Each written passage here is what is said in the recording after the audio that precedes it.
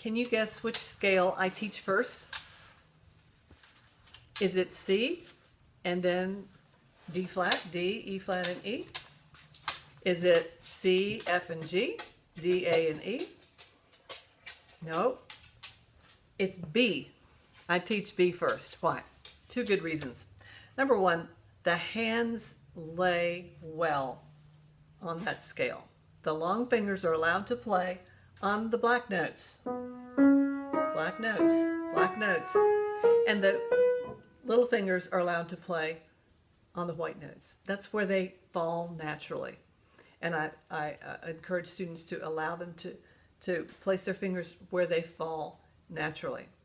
So B and then after that E, and then A and D, those all have enough black notes for the middle long fingers to make it easier. Secondly, the fingering is consistent from 5 sharps all the way down to C.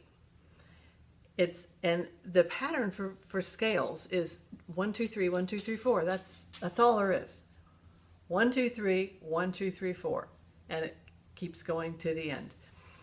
Some of the scales start in the middle of that pattern, but all those sharp scales from B all the way down to C have the same fingering starting at the beginning of the pattern, 1, 2, 3, 1, 2, 3, 4.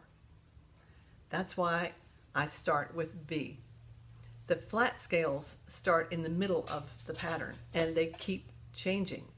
Hardly any of them are alike. They all have something different, and so they're not a good place to start, at least not in my opinion. So I start with B because the hands fall naturally there, and because it is the beginning of a pattern of circle of fifths where the scale fingering remains the same for a number of scales.